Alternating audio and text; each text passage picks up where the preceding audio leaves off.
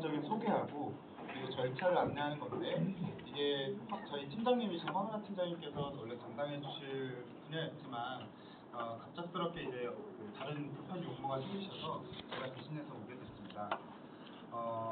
그래서 이 첫 번째 교시 같은 경우는 앞서 말씀드린 것처럼 그 내진보강 사업에 대한 전반적인 정책, 그러니까 사업을 진행하시는 데 있어서 앞에 교육부나 교육청이나 아니면 제도적인 차원에서 아니면 정무적인 차원에서 어떠한 것들이 있는지 그런 거를 큰 그림 속에서 이제 설명을 해드릴 예정이고요. 그리고 그 제도 안에서 그 사업 프로세스, 교육청 발주에서부터 여기 계신 분들께서 수탁하셔가지고 계약을 진행하시는 데까지 그 전반적인 프로세스를 안내해 드리도록 하겠습니다.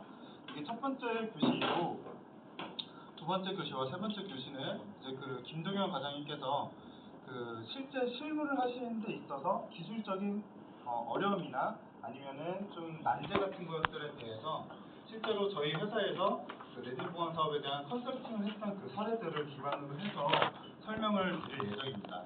이 부분이 좀 기술적인 사항이 많이 있다 보니까 그 2시간에 걸쳐서 2회 두 교시에 걸쳐서 이제 진행을 할 예정입니다. 먼저 그 학교시설 내진보강 사업 및 절차에 대한 안내를 드리도록 하겠습니다. 여기 계신 분들께서 저보다 경력이 훨씬 많으신 분들도 계신 것 같고요. 아니면 이제 막 구조를 시작하신 분들도 계신 것 같습니다. 근데 이 부분은 전반적인 사업이 어떠한 흐름으로 진행되느냐 그 사항을 이제 설명드리는 거이기 때문에 이제 막 그 구조를 시작하신 그 분들을 대상으로 거기를 타겟으로 해가지고 설명을 드리도록 하겠고요.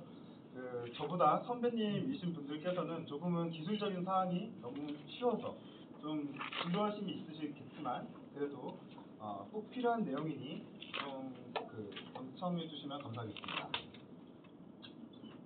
먼저 학교 시설의 구조적 특성을 간단하게 말씀드리겠습니다. 이거를 굳이 그 정책적인 사항 앞서서 먼저 구조적 특성을 먼저 말씀드리는 이유는요. 이 사항들이 그대로 녹아져서 저희 그 학교 시설 내진 설계 기준이나 아니면은 매뉴얼이나 아니면 각종 교육부의 그 내진 정책들에 녹아 들어가고 있습니다. 그래서 실제로 그 내진 보강 사업을 하는 데 있어서 학교 시설물이 이러한 특성이 있고 이러한 사항에 대해서 교육부 교육청이 그리고 안전원이 주안점을 두고 있구나, 이 사항들이 포인트구나 정도는 이제 인지하고 계시고 사업을 진행하시는 게 좋겠다 생각을 해가지고 구조적 특성에 대해서 간단하게 먼저 짚도록 하겠습니다. 학교 시설은 가장 기본적인 특성으로 노후화가 있습니다. 저희가 집을 살 때, 그러니까 집에서 주거를 하고 있을 때 해당 그 집이 30년만 돼도 재건축을 해야 된다라고 하면서 굉장히 노후화된 것처럼 말을 하고 있습니다. 근데 이 표를 보시면 아시겠지만 그 제1차 교육시설 기본 계획하고 그리고 교육부 소관 학교시설의 안전등급 및 노후화 현황에서 보고된 바에 따르면 30년 이상, 40년 이상 된 그 학교 시설물의 그 비율이, 그러니까 30년부터 40년 이상 된 그 시설물의 비율이 34%에 육박하고 있고, 지금 현재 기준으로는 약 두 개 합쳐서 27.9%와 12.9%를 합쳐서 약 40%에 육박하고 있는 것으로 보고되고 있습니다. 즉 학교 시설물은 기본 30년 이상 된 게 40%가 됐다라는 얘기가 되겠고요. 그 시설물이 노후화된 만큼 정밀안전 진단 같은 업에서 확인하실 수 있는 균열이나 탄산화 같은 그런 상태 불량의 그 사항들이 많이 확인되고 있습니다. 그냥 상태가 불량한가 보다 이 정도까지만 인지하기에는 좀 다른 특성이 또 나오는 게, 또 시설물 자체가 오래되다 보니까 그 신축할 당시에, 그러니까 처음에 그 최초 그 시공할 당시에 그 재료 역시도 품질 문제가 있었습니다. 예를 들어서 콘크리트 같은 경우는 지금이야 레미콘 타설이 너무나도 익숙하지만 그 당시에, 그러니까 1960년대 70년대까지는 손비빔 타설로 인해서 콘크리트의 품질이 굉장히 문제가 있는 경우가 있고요. 예를 들어서 막상 코어를 뚫다 보면 많이 보실 텐데 콘크리트라는 부재는 골재하고 그 시멘트하고 이제 이런 것들이 그래도 최대한 균질하게 섞이는 걸 전제로 해야 합니다.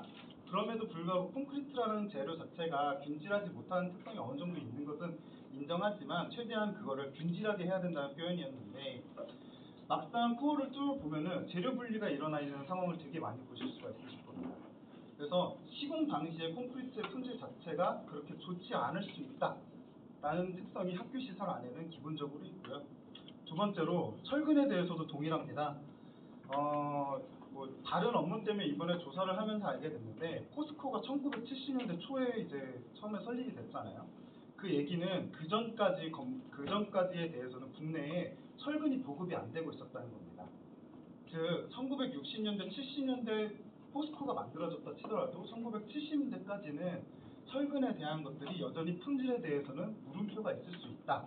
이런 것들을 어느 정도 인지를 하고 이제 학교 시설에 대해서는 접근을 해주셔야 하는 것입니다.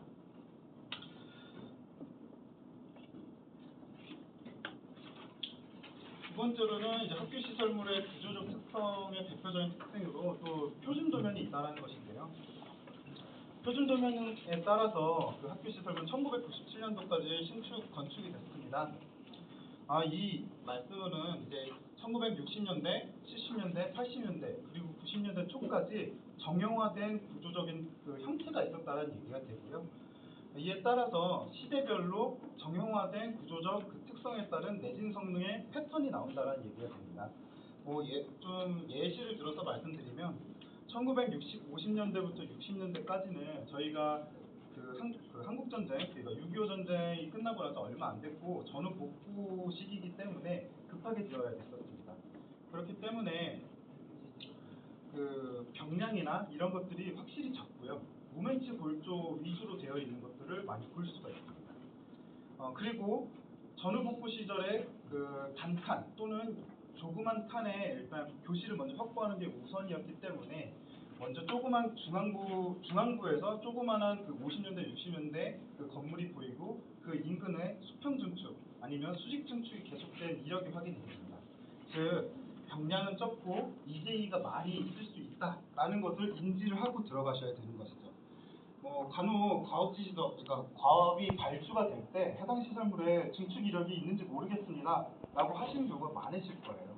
근데 그때 이런 시대적 특성이 있으니까 이재기가 많을 수도 있겠구나, 그리고 병량이 적을 수도 있겠구나, 이런 것들을 어느 정도 인지를 하고 들어가셔야 합니다. 그리고 1970년대에서 80년대로 된다고 을 고려를 하면은 확실히 이제 지금보다는 여전히 병량이 적지만 5, 60년대보다는 병량이 조금 증가를 한 패턴을 확인할 수가 있고요. 이때부터 그 전에는 그 계단실이 그 건물의 양 사이드에만 있었습니다. 생각을 해보면 1950, 60년대는 교실이 한두 칸만 있어도 다행이라고 했었죠. 그렇기 때문에 계단이 안 필요했던 거예요. 근데 7, 80년대 때는 이제 층수가 생기기 시작하면서 이제 중앙 계단을 두기 시작한 거고요. 그럼 그 전에 있던 건물은 증축을 했으니까 양 사이드에 그 계단을 둔 겁니다. 이런 이제 그 계단을 뒀다라는 거는 그 주변에 이제 병량이 큰 양이 있을 수 있기 때문에 강성의 배치가 다를 수가 있다는 얘기가 되기 때문에 그 현장 조사를 할 때 이러한 것들에 대해서 어느 정도 고려가 필요하고, 그런 것들을 패턴화하고 그 조사를 하거나 구조 해석을 할 때 이런 특성이 안 나타난다면 그 부분에 대해서 다시 한번 재고려를 할 필요가 있다라는 말씀을 드리겠습니다.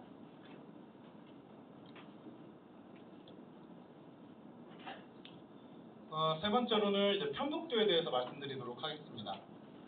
교실 건물은 아까 앞서 말씀드린 것처럼 표준 도면에 의해 가지고 설계가 되었다고 말씀을 드렸습니다. 그래서 기본적인 특성으로 한쪽에 북쪽에 이제 그 복도가 배치가 되어 있고요. 남쪽에는 교실이 배치되어 있는 특성이 있으며, 기본적으로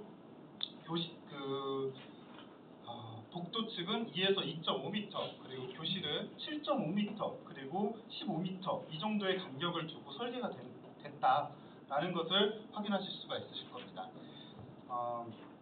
사실 저희가 여기에는 이게 교육청 담당자 공무원분들이죠. 공무원들 자료를 가져온 거기 때문에 이러한 특성 때문에 비틀림 발생의 가능성이 높다라고 표현을 해놨는데요. 비틀림 가능성이 높은 건 사실이긴 한데, 제가 여기 오면서 이 자료를 보면서 문득 생각한 게 학교 외 시설물들도 요격을 하시잖아요.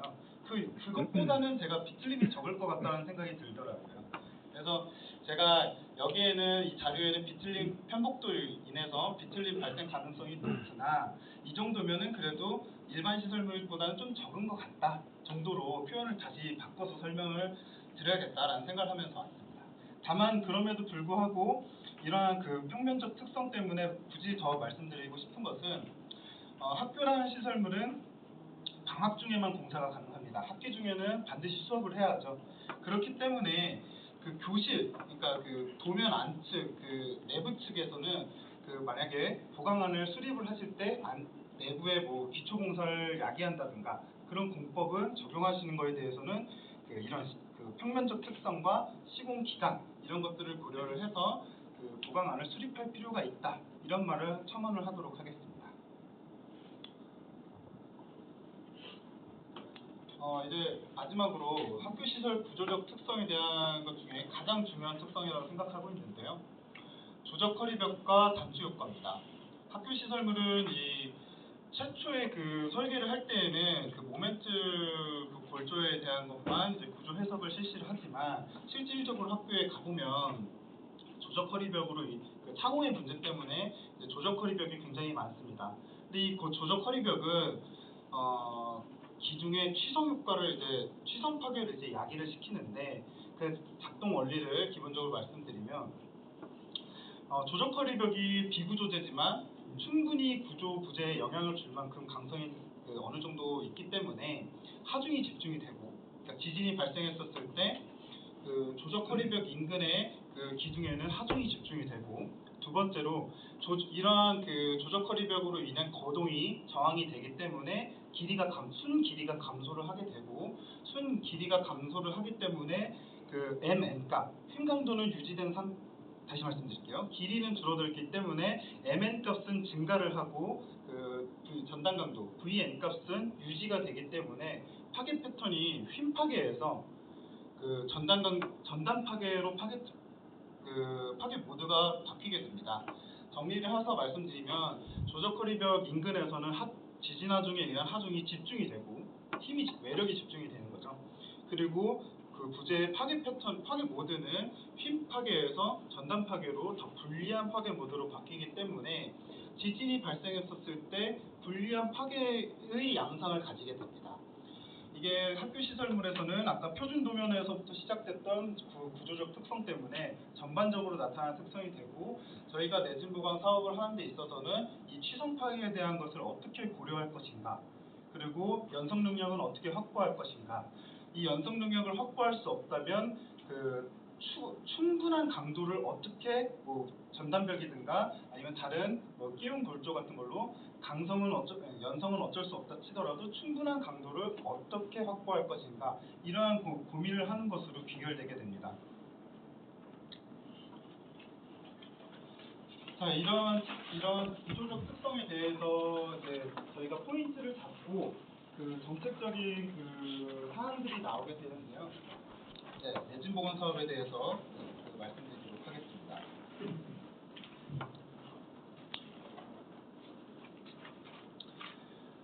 먼저 히스토리를 좀 말씀드리고 싶은 게 그 국내 학교뿐만 아니라 국내의 모든 내진 보강 사업은 포항 지진이 기점이 됩니다.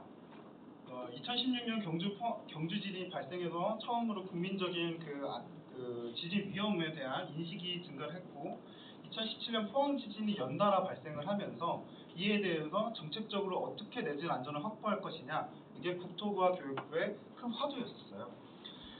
그렇기 때문에 2017년 이후로 2018년에 본격적으로 내진 보강 사업이 실시가 됐고 이 흐름이 가장 빨랐던 게 교육부였었습니다.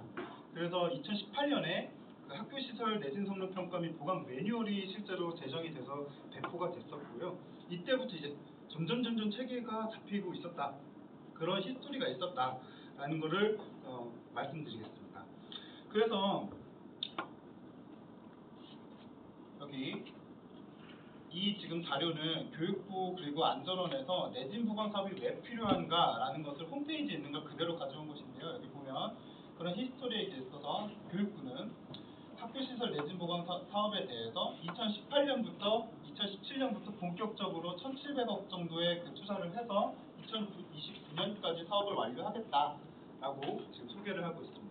이 말씀을 여기서 드린 이유는 저희 학교시설물 내진 보강 사업이 일단 사업 목표가 29년까지라는 거, 그리고 그 29년까지는 저 정도의 예산이 계속적으로 투입된다는 거, 어느 정도의 한시성이 있고 그리고 예산 규모는 이 정도가 된다는 것을 인지하고 사업을 하시면 어느 정도 교육청에서 뭐가 포인트인지, 우리 사업 왜 급해요? 영남권 같은 경우는 우리 사업은 29년 중에서도 24년까지 해야 돼서 바빠요. 아니면은 지금 여기가 이제 충청도권이니까 충청도까지는 29년까지니까 지금은 이런 거를 목표로 하고 있어요. 이런 말씀들 교육청에서 하실 거예요.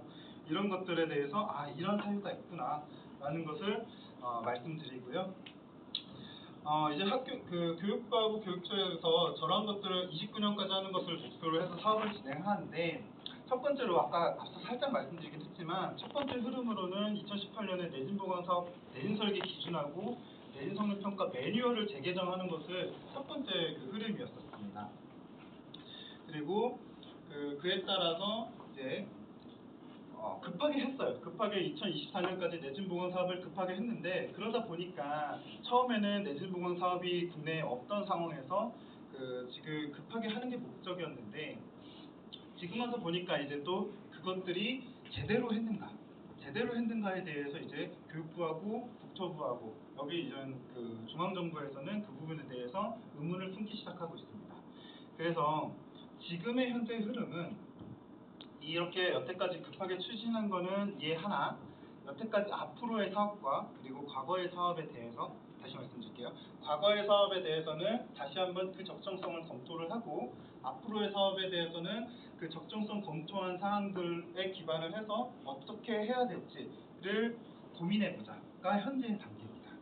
그래서 그 일환으로 저희가 지금 뒤에 이제 김동현 과장님께서 말씀해 주시겠지만 저희 감전원에서 내진보강 사업 컨설팅이라는 것을 하고 있고요. 국토부에서는 정밀안전 진단에 대해서 내진 성능 평가를 하고 그 내진 성능 평가를 검토하게끔 그런 흐름이 잡혀 있습니다. 자, 여기까지가 이제 그 교육부 중앙정부에서 이제 그 정무적인 판단을 어떠한 배경에서 정책적인 결정을 하고 있는가를 설명을 드렸고요. 자, 그렇게 해서 이제 내진보강 사업을 추진한다라는 과정 속에서 그 프로세스를 이제 말씀을 드리도록 하겠습니다. 첫 번째 가장 먼저 말씀드리고 싶은 것은 적용 기준입니다.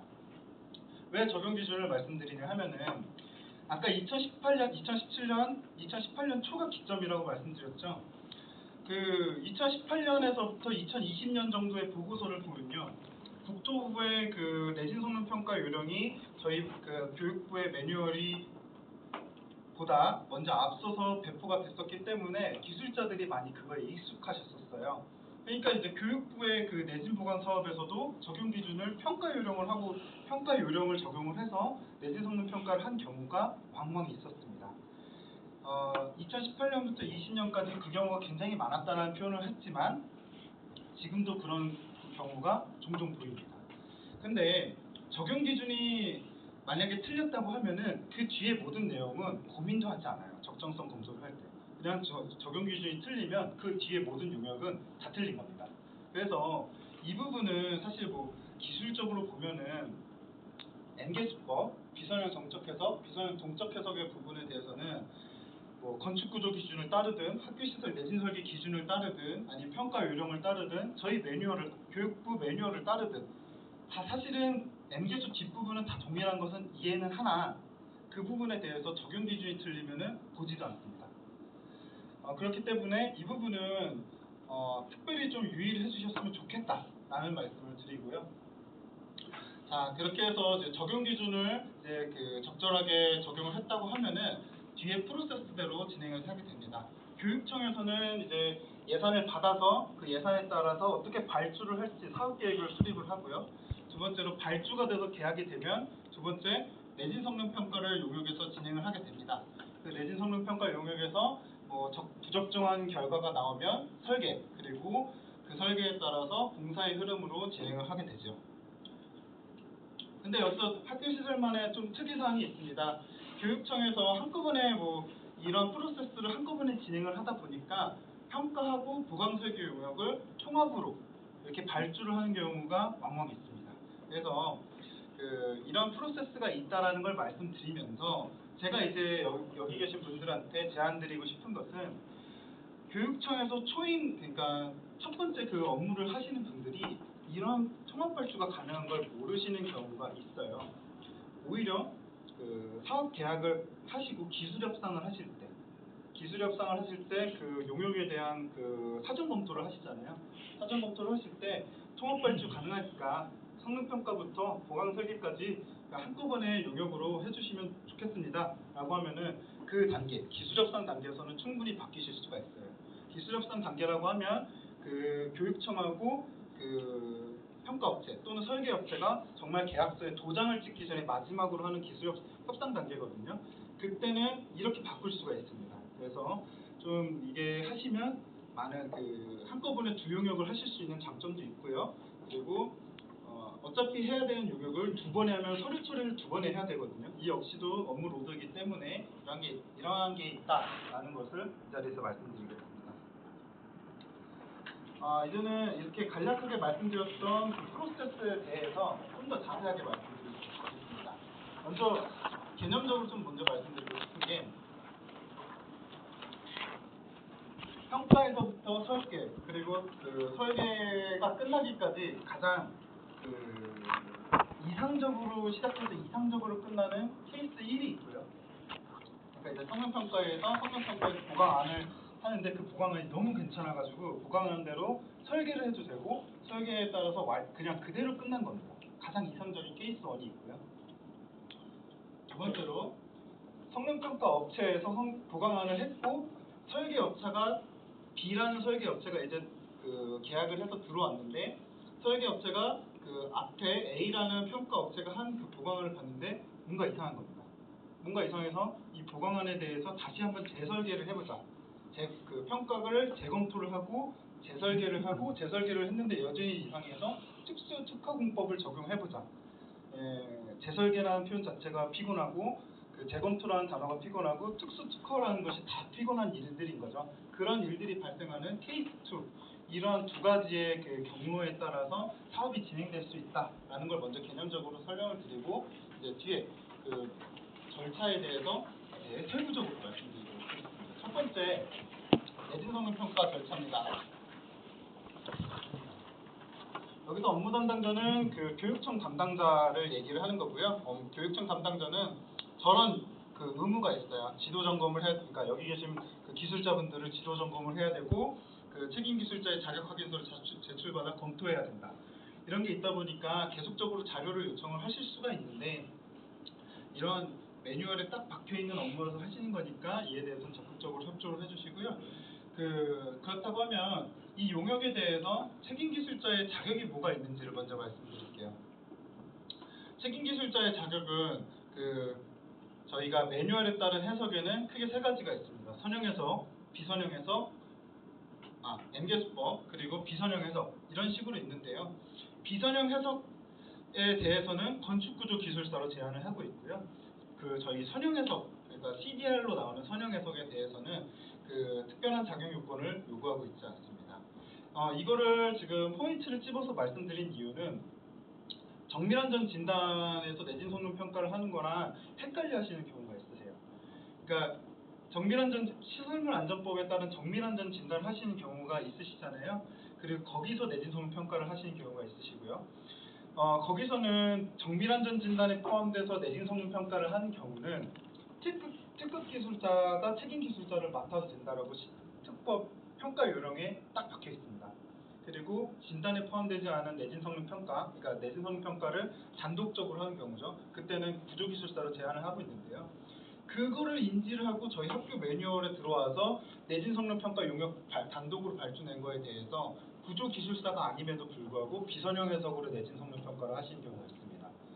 그러니까 식특법의 규정대로 생각하셔가지고 저희 매뉴얼에 들어오신 건데 그 경우에 대해서는 이 제한 조건에 걸려가지고 나중에 용역을 하셨지만 문제가 될 수가 있습니다. 그렇기 때문에 이 역시도 아까 기술력 용역을 그 입찰 들어가지고 마지막 기술 협상하실 때 사전 검토하는 단계에서 이 제한적 책임 기술자에 대한 자격에 대해서 해당 사항이 있으신지 없으신지 반드시 확인을 해주셔야 합니다. 이 자격 부분이 문제가 없어서 계약을 하면은 이제 내진 성능 평가의 첫 번째 단계 자료 조사 및 현장 조사 단계가 됩니다. 여기는 뭐 정밀 안전 진단 용역하고 거의 비슷합니다.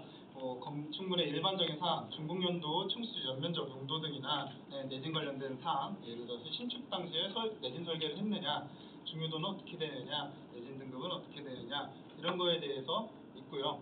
뭐 구조 이력, 특히 EJ를 꼭 말씀드리고 싶어요. 아까 그 시설물 이력상 50년대에서부터 그 60년대, 70년대, 80년대 올수록 점점 증축 이력 때문에 EJ가 많다고 해드렸었잖아요. EJ가 증축이 있었다는 거는 EJ가 있다는 얘기가 되고 또 시설물 그 위치별로 재료 강도가 다 달라진다는 얘기가 됩니다. 그래서 이런 부분에 대해서는 꼭 조사가 따로따로 EJ를 기준으로 EJ가 한 개가 있으면 건축물이 구조적으로 두 개가 분리가 되어 있는 거죠. 그 두 개에 대해서 각각 그 재료 강도 등 이런 현장 조사가 개별로 다 필요하다라는 말씀을 드리도록 하겠습니다. 그리고 이제 아까 스쳐 지나가듯이 말씀드렸는데 내진 등급에 대해서도 한번 언급을 이 자리에서 하고 싶은 게 있습니다. 저희 학교 시설물 중에서 체육관 아니면은 강당 이 시설물들은 학교 시설물은 기본적으로 그 일반 건축물과 다르게 다 1등급 이상을 요구를 하는데 디폴트가 1입니다. 근데 큰 규모, 그러니까 연면적의 그 건물 뭐 여러 개가 있으면 그 연면적의 합계가 10,000제곱미터 이상의 학교 부지 안에 있는 강당 체육관 이런 지진이 발생했을 때 대피 시설로 쓸 수 있는 것들 있잖아요. 이런 부분에 대해서는 1이 아니고 특일 수가 있습니다. 그래서 이 특일 수도 있는 거에 대해서는 반드시 제대로 그 확인을 사전 검토 단계 때 다시 한번 교육청 담당자하고 확인을 하고 들어가 주셔야 합니다. 안 그러면은 이 부분이 지금 문제가 되고 있어가지고 1등급으로 한 거에 대해서 다 NG를 하고 뭐 특등급으로 올리라고 하든가 아니면 반대로 특등급으로 한 게 너무 과하게 됐으니까 이 부분에 대해서는 적정하게 한 것이냐 이렇게 물음이 다시 한번 올 수가 있습니다. 이 부분은 지금 현재 한참 이슈가 되고 있는 부분이기 때문에 꼭 면밀하게 짚고 그 사업을 진행하시는 게 필요하다라는 말씀을 드릴게요. 자, 이렇게 자료 조사하고 현장 조사가 끝나면 이제 성능평가 단계로 가게 됩니다. 성능평가는 뭐 저희한테 익숙한 표현으로는 구조해석이 되겠고요.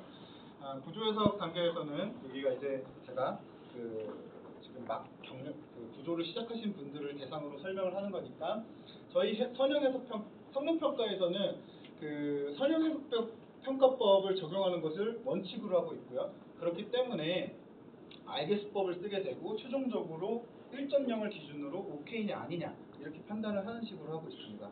저희 그 성능기반평가법 앵겨수나 비선형 해석에서는 중력하중 분담률이나 그 층간 변형각을 체크를 하고 있잖아요. 그거와 다르게 선형해석평가법에 대해서는 그 CDR 값을 기준으로 강도가 1.0을 초과하면은 오케이, 그리고 1.0 미만으로 되면은 NG인 걸로 표현하게끔 강도에 대해서 검토를 하고 있고, 나머지 뭐 비선형 정적 해석과 동일하게 층간 변이는 동일하게 요구하고 있으나 그 층간 변형각에 대한 허용 기준 값이 성능평가법과 다르게 그 저희가 신축 설계할 때 쓰는 그 층간 변형각을 쓰고 있다.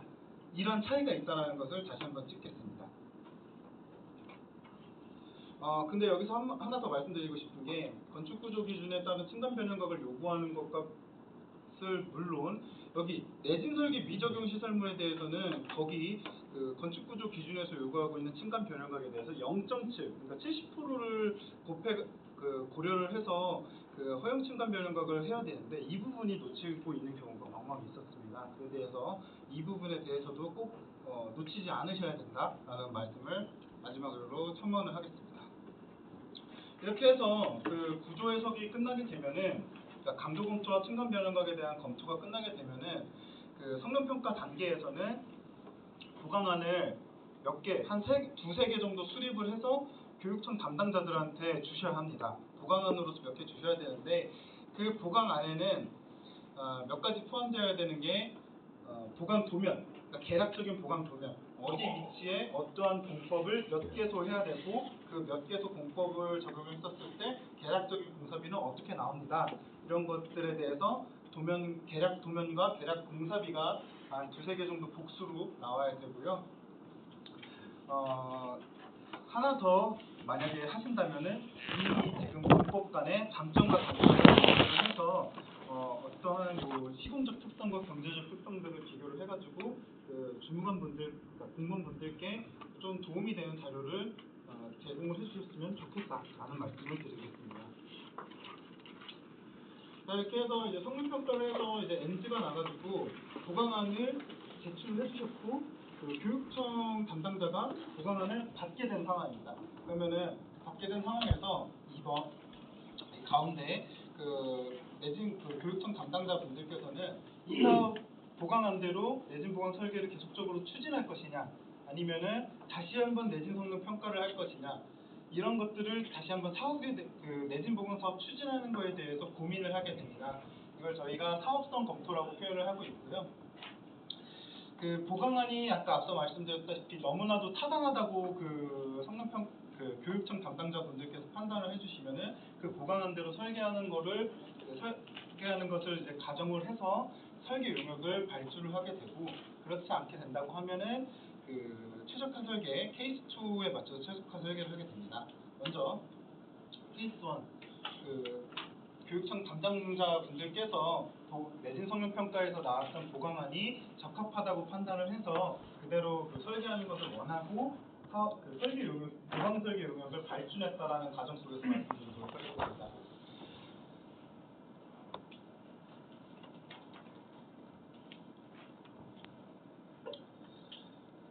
제가 말씀드릴 때 교육청 담당자가 이 보강안이 괜찮다고 판단을 해서 발주를 냈다고 했잖아요. 그럼에도 불구하고 1번 설계 용역을 들어오신 분들은 기존 내진 성능 평가 결과가 적정한지 다시 한번 재검토는 그럼에도 불구하고 필요하십니다. 왜냐하면 저희가 병원을 갈 때 저희가 어디가 아픈데 병원을 갈 때 수술까지 필요한 결정이 있어요. 그때 병원 한 개만 가고 결정을 하지 않잖아요. 한 두세 개 가고 그 진단 결과가 정말 적정한지 확인한 다음에 수술을 하기로 마음을 먹잖아요. 동일합니다. 이거에 대해서도 앞서서 이제 다른 병원에서 진단한 내진 성능 평가를 한 결과가 이제 적정한지 다시 한번 재검토를 하라는 의미가 되는 거고요. 그럼에도 재검토를 했는데도 불구하고 보강안이 괜찮은 겁니다. 그러면은 이제 기술자분들께서도 이제 안심을 하시고 이거에 대해서 기술적으로 적정하니까 건축 설계와 구조 설계, 그러니까 기본 설계와 실시 설계를 진행을 해주시면 되겠습니다.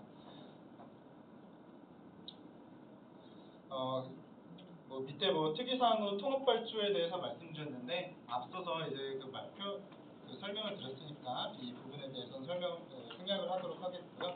이렇게 되면은 그냥 발주된 용역을 설계하고 끝나는 겁니다. 보강한 대로 설계하고 끝나는 겁니다. 가장 이상적인 거죠.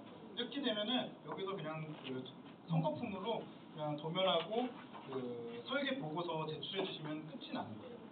근데 이제 안 좋은 케이스죠. 이번에 복잡한 케이스. 사업 담당자가 보강안이 적정하다고 판단했으나 기술적으로 재검토하는 과정에서 문제가 있다고 판단하는 경우, 또는 아예 발주 단계 자체에서 담당자가 문제가 있다고 해서 보강안에 대해서 좀 아쉬움이 있다고 해서 이 케이스 2에 따른 사업을 발주내는 경우인데요. 처음에 이제 역시나 내진 성능 평가 결과에 대해서는 계속적으로 재검토가 필요하고요. 재검토를 했는데 문제가 첫 번째로 있는 경우에는 첫 번째 단계, 업체는 내진 성능 평가에 대해서 여태까지 앞에 성능 평가는 선형해석 평가법을 적용해서 하는 게 원칙이었잖아요.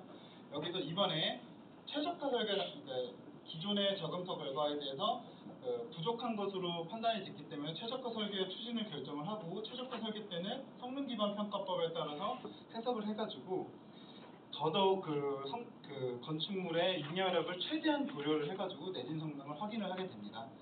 선형해석 평가법, 그리고 비선형 정적 해석, 비선형 동적 해석을 적용하는 것이 해석법으로 적용할 수가 있고요. 근데 학부 시설물의 특성에서는 저층이잖아요. 그리고 어느 정도 정형화된 그 구조 형상을 가지고 있기 때문에 비선형 정적을 해서 적용하는 것이 가장 그래도 일반적으로는 합리적이지 않을까 생각을 하고 있습니다.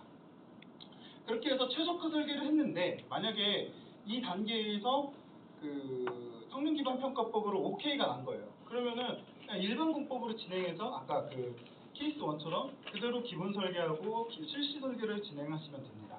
그런데 여기서 다시 한번 문제가 또 터져가지고 일반 공법도 적용하기가 어려운 경우가 발생하실 수가 있어요. 예를 들어서 뭐 재료 강도가 뭐 10메가파스칼 미만으로 나올 정도로 너무 안 좋다든가 아니면은 뭐 13메가파스칼 정도 나왔는데 그 철골 끼움이나 철골 외부 부착형 철골 가세를 했더니 그 부분에 대해서 너무 국소적으로 보강을 할 수밖에 없어서 그 부분에 그 인근에서 계속 문제가 생기는 경우. 근데 더 보강 공법을 더 투입하자고 하기엔 좀 뭔가 공간이 부족한 경우. 이런 경우가 있을 수가 있어요. 그럴 때는 이제 일반 공법을 적용을 못하게 되고 이제 특수 공법을 적용하는 것으로 이제 판단이 되실 텐데요. 특수공법을 적용하고 싶으시다고 하시다고 그 판단이 된다고 해서 바로 하실 수 있는 건 아니고요. 여기 계신 그 설계자 분들께서 필요한 단계는 그 교육청 담당자분들한테 이러한 이슈가 그러니까 일반 공법에 대해서는 적용하지 못하는 이슈 뭐 특이사항이 발생을 해가지고 해당 건물에 대해서 특수공법으로 보강 설계가 필요하겠습니다라고 먼저 통보를 해야 됩니다. 통보를 해서 이제 교육청 담당자가 특수공법으로 계속 갈지를 판단을 해서 그 판단 결과에 따라서 특수공법을 설계를 해주셔야 돼요. 그렇기 때문에 통보를 하실 때, 그러니까 설계자 분들께서 교육청으로 이제 통보를 하실 때 일반 공법이 적용이 불가능한 사유를 뭐 아까 말씀드렸다시피 공법을 더 적용하기에 뭐 공간이 부족하다든가 이런 뭐 사유를 밝히고 두 번째로 특수공법이 필요하다고 말씀하실 때 뭐 공사비나 공사기간이나 아니면 어떤 공사 조건 등에 대해서 특수공법을 적용할 수밖에 없는 그런 기술적인 사유를 같이 제공을 해주셔야 합니다. 그렇다고 하면은 그 교육청 담당자들께서는 그러한 자료들을 받은 걸 근거로 특수공법을 하겠다라고 판단을 하시면은 이러한 행정 프로세스를 밟아야 돼요. 그 특수공법은 일반 공법이 아니기 때문에 저희가 독과점 이슈가 발생을 할 수가 있습니다. 그래서 독과점 이슈를 해소하고자 이 특수공법에 대해 이러한 특수공법을 적용해야 되는 아까 조건들 있죠. 그 조건들을 이제 명시를 하고 이 조건들에 대해서 타당성이 있는 특수공법을 제안하십시오 라는 제안 공모를 합니다. 그 교육청에서 제안 공모를 하고요. 그 공모에 이제 업체들이 특수공법이나 특후공법을 가지고 있는 업체들이 입찰을 하게 됩니다. 그래서 입찰을 해서 다시 담당자분들은 입찰된 뭐 3개의 그 특수공법 안이 있다고 했었을 때 그 공법 안에 대해서 그 선정을 하는 어떤 것들이 가장 타당한가를 선정하는 선정위원회를 최종적으로 거치게 됩니다. 그렇게 되면 만약에 3개의 그 특수공법 또는 특허공법이 제안됐다고 했었을 때 선정위원회를 통해서 1개의 공법이 최종적으로 선정되었다고 가정을 해보겠습니다. 그렇게 가정이 되면은 교육청 담당자는 다시 그 설계사한테 이러한 특수공법 또는 특수공법 또는 특허공법이 선정이 되었으니 이를 적용해서 설계를 해주십시오 라고 여기 계신 설계자 분들한테 통보가 올 겁니다. 그러면은 그거에 맞춰서 설계를 해주시면 돼요. 근데 여기서 가장 중요한 이슈는 제가 익숙하지 않은 특수공법하고 특허공법으로 설계를 해야 되는 상황이 발생할 수가 있는 거잖아요. 근데 그럼에도 불구하고 최종적인 그 설계의 책임은 구조기술사, 그러니까 책임기술자분한테 있습니다. 근데 어떻게 보면은 내가 모르는 게 선정이 됐었을 때 그걸로 설계를 해야 되는데 나한테 책임이 있다? 이상하잖아요. 그렇기 때문에 명확한 거부권이 있습니다. 거부권이 있기 때문에 이거에 대해서 본인 그 책임기술자 분들께서 부적합하다고 판단하는 경우는 부적합하다고 해서 설계를 거부하시면 되고요. 그런 경우에는 교육청 담당자분들께서 다시 한번 그 특허 공법에 대한 제안 공모를 하게 되고 만약에 이게 어렵다 싶으면은 계속적으로 내진 보강 사업을 할지 여기서 중단을 할지 이 부분에 대해서 앞단이죠. 다시 앞단으로 돌아가서 고민을 하시게 되는 겁니다. 자 이제 이러한 상황이 있다는 것도 주의사항과 함께 같이 말씀드리고요. 어쨌든 그 특수공법, 특허공법을 적용해서 설계를 하는 거로 가정을 해보겠습니다. 이제 그 설계를 하기로 하고 계속적으로 진행을 하려고 하면은 그 설계 과정에 대해서 계속적으로 제3자 검토를 받으셔야 합니다. 여기서 제3자 검토는 그 지질 아니면은 과 관련된 그러니까 지진 또는 토질과 관련된 박사 또는 기술사 각각 한 명 이상으로 이루어진 2인 이상의 자문위원회를 통해서 이제 제3자 검토를 해라 라는 의미가 되는 거고요. 그 이유는 아까 독과점 이슈와는 좀 별개로 이 공법 자체가 그 일반 공법이 아니기 때문에 동력학적 특성이나 그러니까 기술적인 그 고난이도를 요구하거나 또는 익숙하지 않은 거에서 올 수 있는 설계 오류들을 좀 방지하고자 이런 제3자 검토 제도를 하고 있습니다. 그렇게 해서 제3자 검토까지 거쳐가지고 최종적으로 설계가 끝나게 되면 설계를 진행하게 되면은 역시나 다른 것들과 동일하게 기본 설계와 실시 설계를 통해서 최종적으로 설계를 완료하는 식으로 저희 프로세스가 되어 있습니다.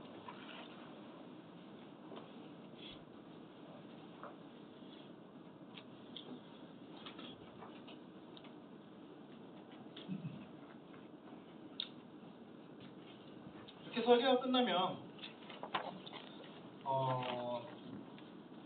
교육청 담당자분들께서는 그 실시 설계 도면을 받은 걸 가지고 또 한 번 이제 사업성을 검토를 해요. 정말 이대로 공사를 해도 되는지, 공사를 만약에 하기로 한다면 시기적으로 뭐 기자재 그 물류 같은 것들이 공급은 괜찮은지, 아니면은 그 특정 지역 안에서 할 수밖에 없다면 제한 조건, 입찰할 때 제한 조건들이라는 게 있거든요. 그 제한 조건 같은 것들은 문제가 없는지, 그 제한 조건을 통과하는 그 업체가 한 개인지 세 개인지 이런 것들을 검토를 합니다.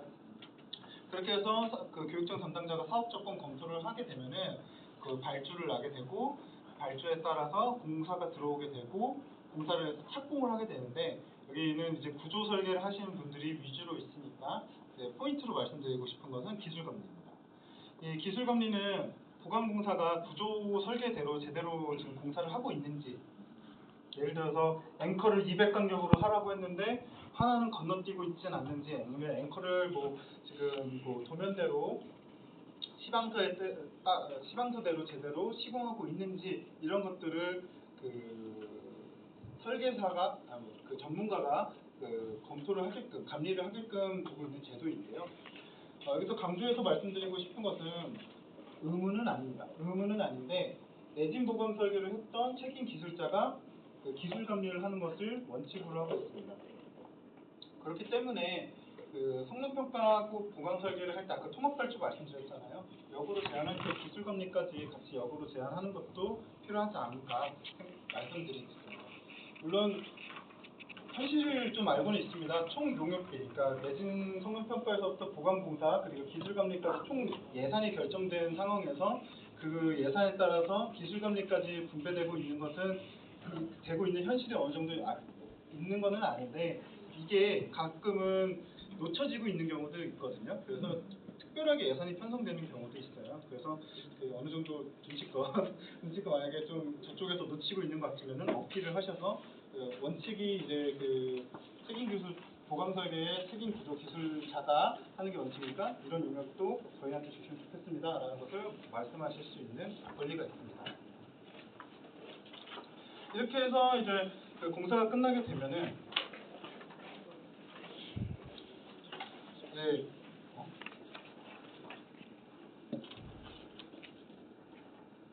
이렇게 끝나게 되면은 이제 유지관리 절차를 이제 교육청 담당자들은 이제 공사가 끝났으니까 유지관리 절차가 요구가 되고요.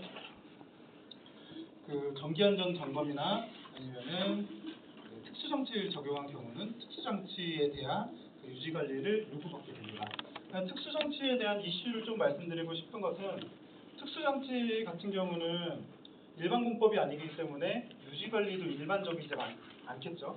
그렇기 때문에 특수 또는 특허 공법으로 설계를 해서 납품하실 때는 설계 조서만 주시면 안 되고요. 댐퍼다. 예를 들어서 댐퍼다. 그럼 댐퍼를 납품하실 때는 댐퍼에 대한 유지관리 그 체계 아니면 제도 아니면은 안내서 이런 것들을 같이 주셔야 합니다. 나중에라도 그걸 주셔야 돼요. 안 그러면은 아시겠지만 이제 내진 보건 사업은 2년 지나도 3년 지나도 갑자기 그 기관에서 적정성 검토를 하겠다고 오는 경우가 있거든요. 근데 그럴 때 이런 자료 어딨냐 이렇게 추궁을 받으실 수가 있어요. 그래서 제출해 주실 때 최종적으로 준공품을 이제 제출해 주실 때 설계도 특수공법에 대해서는 유지 관리를 위해서 그 유지 관리를 위한 안내서까지 납품해 주시는 게 편하시다. 나중을 위해서라도 편하시다라는 말씀을 처음 마지막으로 드리겠습니다. 중요한 거 하나를 놓쳤는데 그 일반 공법을 적용하는 중에서 외부 부착형 철골 가세나 아니면 띄움 철골 가세 같은 걸 하시는 경우가 많잖아요. 점검부를 요즘 이슈가 있어요. 그래서 이 부분에 대해서 계속적으로 유지 관리를 할 수 있도록 점검부에 대해서도 마련을 해주시면 좋을 것 같다라는 의견을 마지막으로 드리겠습니다. 네, 이상입니다.